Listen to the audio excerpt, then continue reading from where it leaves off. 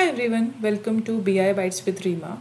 So today I'm going to discuss about unpivot and pivot. You might have a structure like this where your product is going down. You have any column where the values are going down, and then you have months going across with some values, and you might want to restructure it in such a way where product is going down and you have the months and the values as attribute and values. So using unpivot.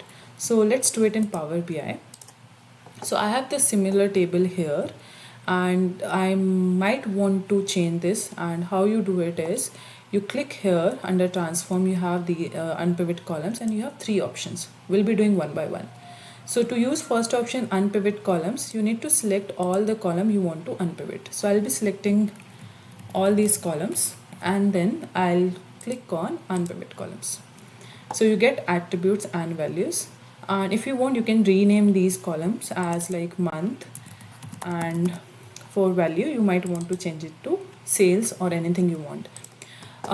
So for other two options, for unpivot other columns and pivot only selected columns, we'll do the second one. For the second one, you will select the columns you want to keep and you don't want to use it as unpivot. So let's delete these columns, these steps, and for this one I want to keep product, and then I'll use the second option, which is unpivot other columns. So it will unpivot all of these. So let's click that and you will get the same result, and even the formula will be same here. So for both the option it will use this M code, which is unpivot other columns.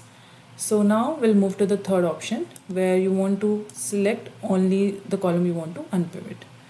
So I'll delete these steps here, and then for third option you want to again select the columns you want to do unpivot. I'll select all of this and then I'll do the unpivot only selected columns. Once you do that, the M code is now unpivot and the structure is similar to the first two. Now the major difference you will see when you have a new columns added, there you will see how it change. So I'll first do the example for the unpivot columns. So let's delete this step again and I'll again do the unpivot column first option. To do that, I'll select this and I'll do the unpivot column. So you have the data from Jan to June. So now we'll go to the Excel.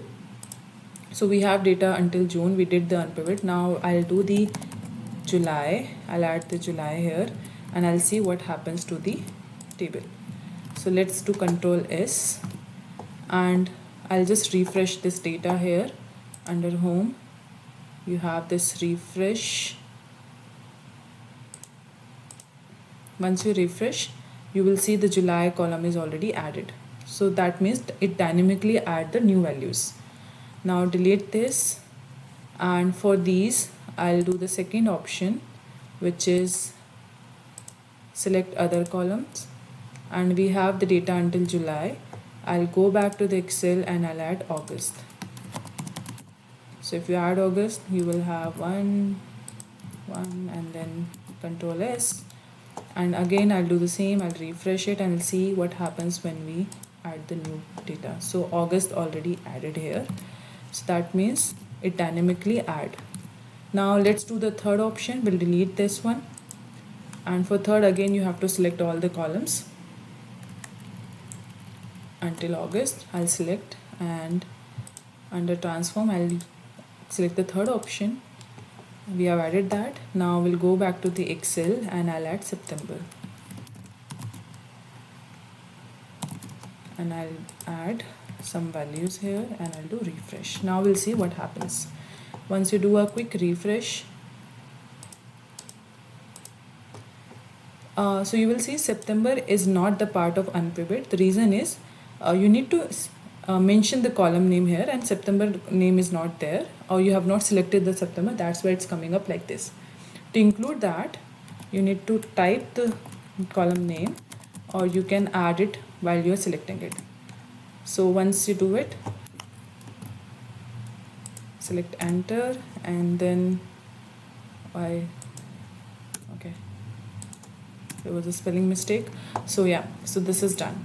So that's how you do unpivot using these three options according to your need.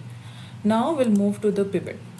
Pivot is something where you have a table like this or a structure like this, and you might want this attribute going across like this and the values to be the part of the table. So how you do the pivot is, I have this table here which already has an attribute and value like this. Now I want to make the pivot. So how you do it is go to transform, and in pivot you don't have any multiple option, you just have only one. You just click on the column you want to pivot. Here I want my month to go across, and I'll select the month. I'll click on pivot, and I'll use the values like which value I want to see. So I'll select on sales, and under advanced option I can select any of these. So I'm selecting some. Click on OK, and that's how you get your pivot. So that's all for today. Thank you so much. Bye bye.